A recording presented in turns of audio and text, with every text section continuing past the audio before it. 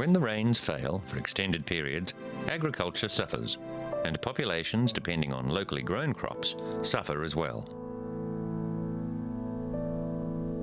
In places like Ethiopia, where around 85% of people work on the land, the consequences of drought are extreme. People are forced to leave their homes, becoming environmental refugees. They move to towns in search of relief that may not come.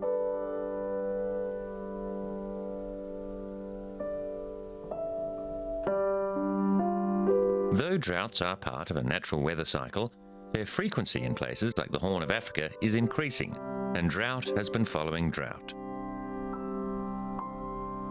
Climate change is being blamed, but population pressures and political troubles are compounding the picture. Countries like Ethiopia, Eritrea, Somalia, and the Sudan are again on the brink of famine, with as many as 16 million people at risk of starvation. Northern Ethiopia, 1984. Malnourished children and their parents are waiting for food aid at the relief station of Karem. The crisis was precipitated by consecutive droughts, widespread soil erosion, and disastrous land policies, with more than 1 million people starving to death as a result. Critics blamed the former Marxist government of Mengistu Haile Mariam for ignoring the famine until it spiraled out of control. Around the world, people were stung by television coverage of the crisis as people lay wasting.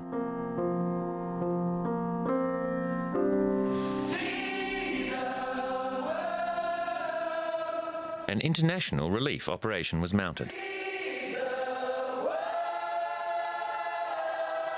In Britain, Irish singer Bob Geldof organised friends from the music industry to record a song to raise funds to help relieve the Ethiopian tragedy. Called Do They Know It's Christmas, the song was released in record time and became a phenomenon, selling more than 3 million copies in the UK. Everyone gave their time freely, and Geldof even convinced the British government to waive taxes on the record's sales. Today, amid poverty and recurrent drought, Ethiopia still struggles to feed a growing population of 70 million, most of whom are peasants. The country remains a focus for international food aid, but the government is trying to introduce agricultural reforms to help the country cope better when the rains do fail. But the cycle of drought has kept repeating, and global warming is being blamed for making a difficult situation worse. Farmers lease land from the government but cannot buy their small plots. Critics say lack of ownership fosters insecurity and discourages farmers from making even small improvements to the land. In Tigray province, one of the regions most affected by the 1984 famine, farmers now have greater access to drought-resistant and higher-yielding seeds, but farming techniques remain small-scale and labour-intensive. Despite these small improvements, aid agencies like Oxfam and the World Food Programme say up to 5 million Ethiopians are chronically unable to feed themselves. Many in the donor community say the government could do more to reform a land policy seen as a root cause of its food woes. In the past, the government has grappled with its food problem by forcibly resettling Ethiopians from the drought-prone highlands to the more fertile lowlands. Droughts have been followed by flood, followed again by drought, so water conservation projects are being encouraged. Dams reinforced with thick plastic sheeting to collect rainfall, and small-scale irrigation channels are being introduced. Where sorghum, maize and barley once grew, some fields are now green with cabbages, potatoes, garlic and tomatoes, as farmers try their hand at cultivating vegetables. In neighbouring Sudan's Darfur region, political instability and poor growing conditions have displaced thousands, causing yet more stress in Ethiopia. For the moment, the situation in Ethiopia is not severe, but dangerous preconditions exist that have the government and international aid groups worried. In some regions, the markets are still able to meet demand and the local economies are functioning. But the country and the whole Horn of Africa is balanced on a knife edge. In the north, crops are failing, and internally displaced refugees are filtering into rural centres in search of assistance. If the dry spell continues, the young and the weak will start to die. During 2002, drought hit severely in southern Africa. In Malawi, a landlocked country rated by international agencies as one of the world's 10 poorest states, families were reduced to boiling edible flowers, bulbs, and discarded maize husks.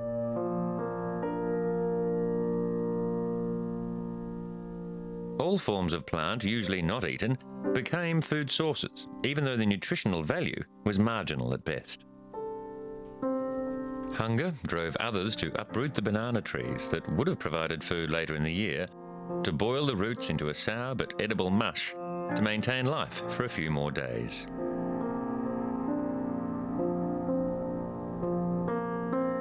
The Malawi government declared a national disaster. Apart from the people that starve when drought strikes, the effect on survivors can resonate for generations.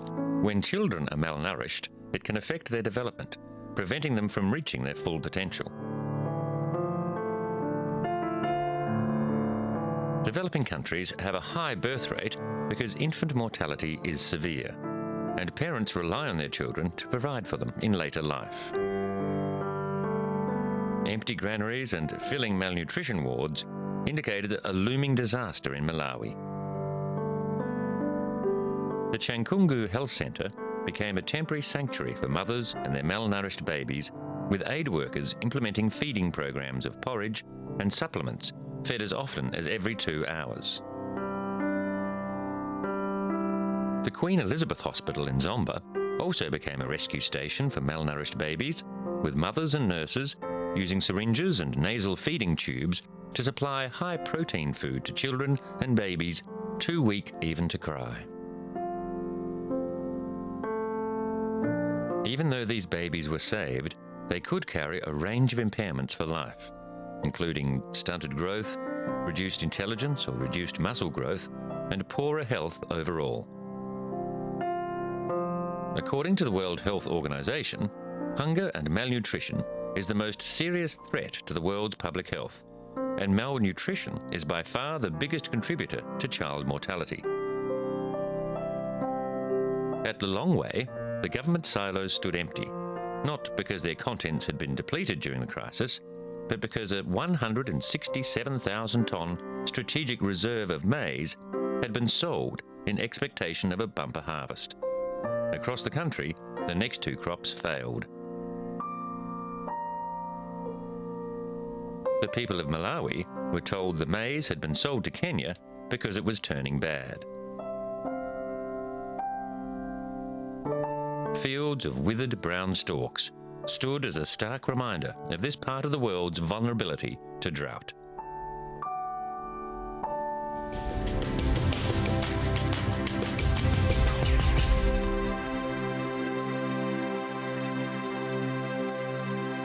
The harsh desert region in western Eritrea, known as Gashbarka. In 2002, after 30 years of exile in neighbouring Sudan, these Eritreans were returning home. But the shock of relocation was clearly evident. To re-establish lives in this region, the first priority had to be water. With the help of donkeys, women and children travelled long distances to carry water. This meant children were spending more time looking for water than going to school.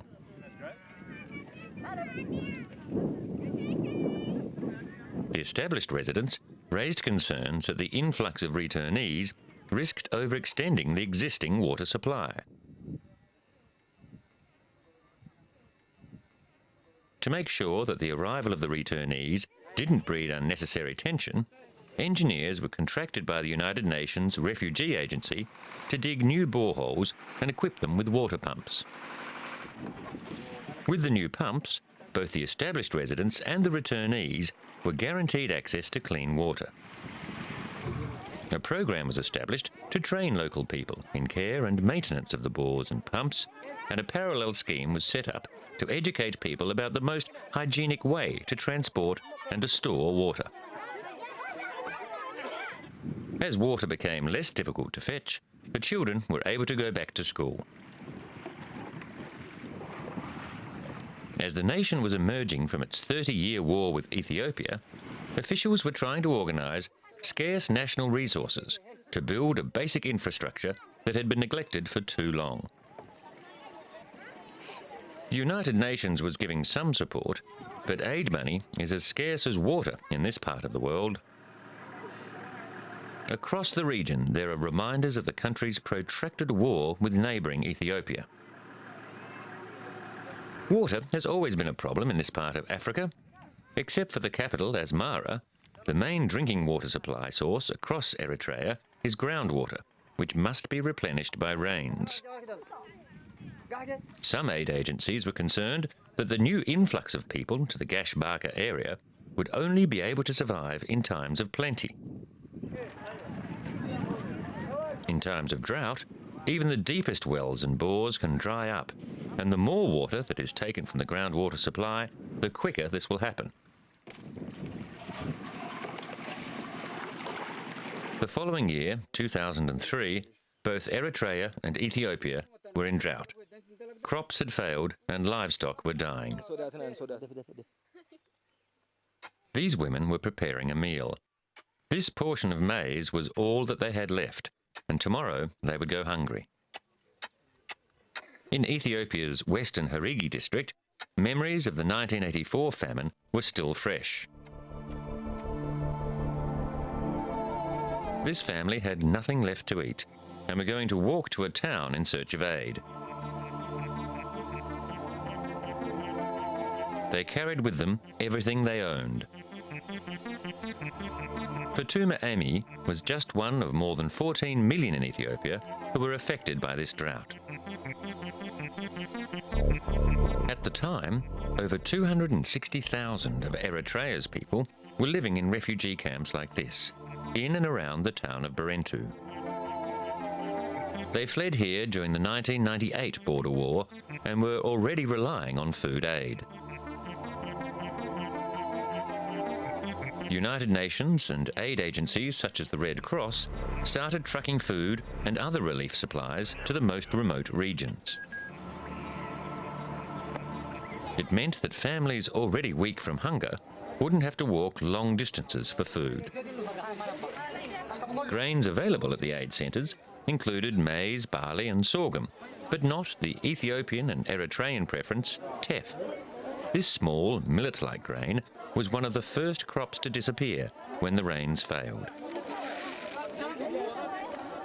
This distribution centre was forced to take extreme measures by reducing its food rations. Each family received less to allow more people to be fed. In Ethiopia, farmers received emergency agricultural assistance to help them prepare land for the next planting season, and it started relocating willing farmers to areas less affected by the drought. Again, the drought problem was complicated by political tensions. The Ethiopian government had rejected a UN resolution regarding the border town of Badme, and hostility with Eritrea started rising again. Food distribution programs were being disrupted, and the famine would become more severe. The international aid agencies were also trying to cope with the border crisis, and water supplies became even more tenuous. When every effort needed to be made to alleviate the food crisis, two of the world's poorest nations were bringing troops to the border region to prepare for any escalation in the simmering border dispute. Meanwhile, the suffering of innocent victims of drought continued to worsen as aid agencies struggled to keep the internally displaced refugees alive.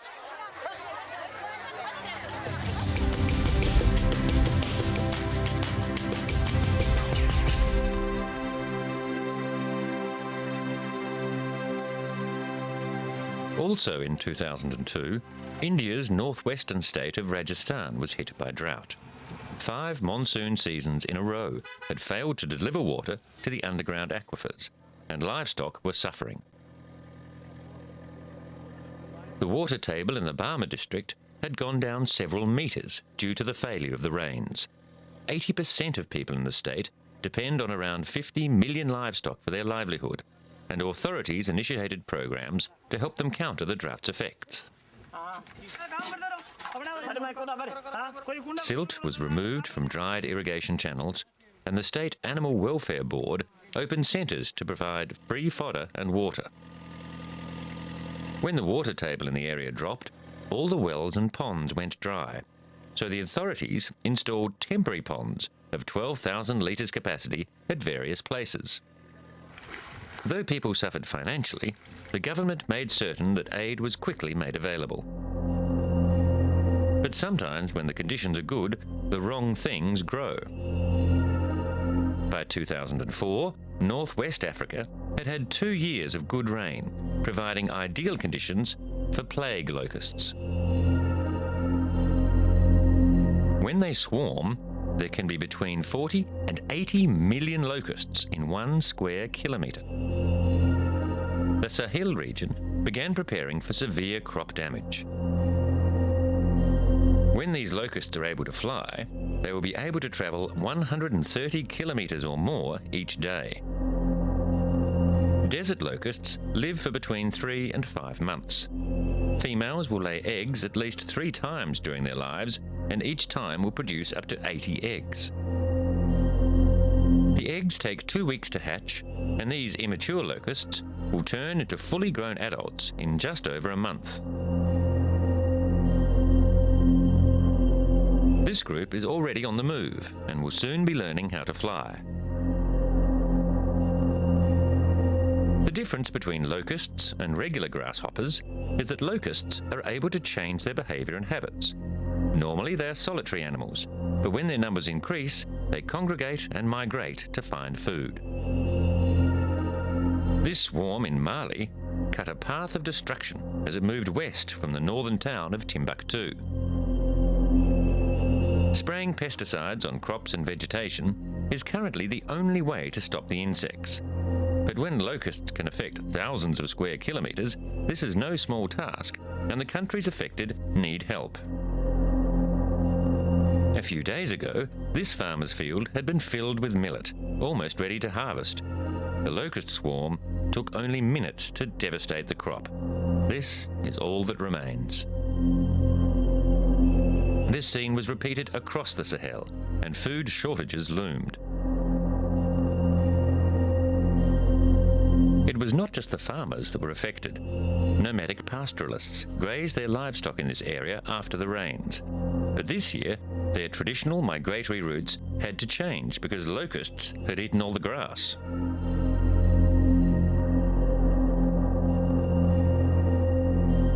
The countries in the Sahel don't have the money to control an invasion like this on their own. In the Senegalese capital, Dakar, people tried to get on with their lives as the swarms closed in around the city.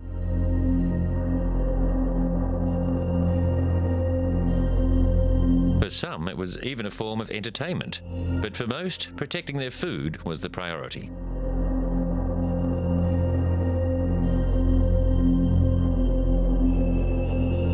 But most efforts seemed futile, with people waiting for the locusts to move on so they could start again. Drought and famine are the scourge of Africa, and with growing populations and changing climate, it is feared that these problems will gain momentum.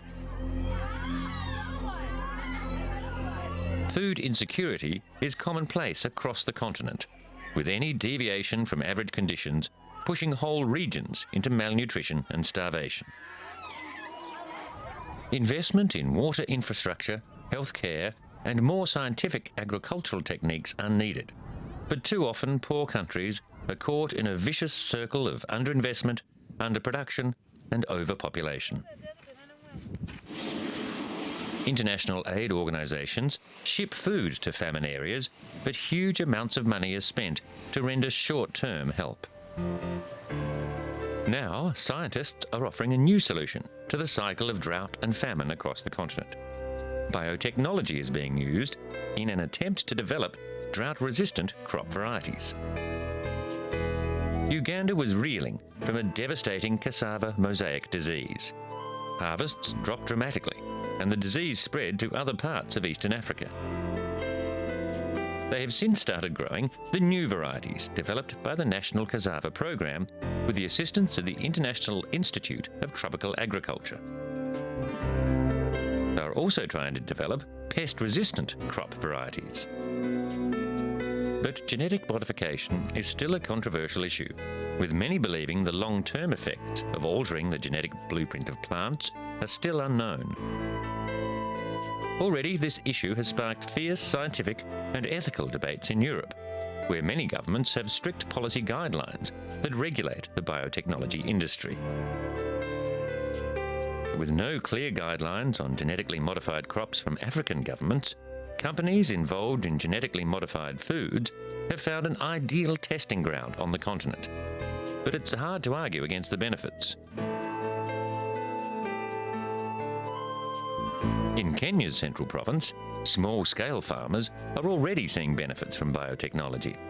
When the Panama and Sigatoka diseases wiped out entire banana plantations, it caused a localized famine. When new disease-resistant banana varieties became available, growers were quick to adopt them. Finally, despite loud calls for free trade, Western governments continue to protect their agricultural sectors.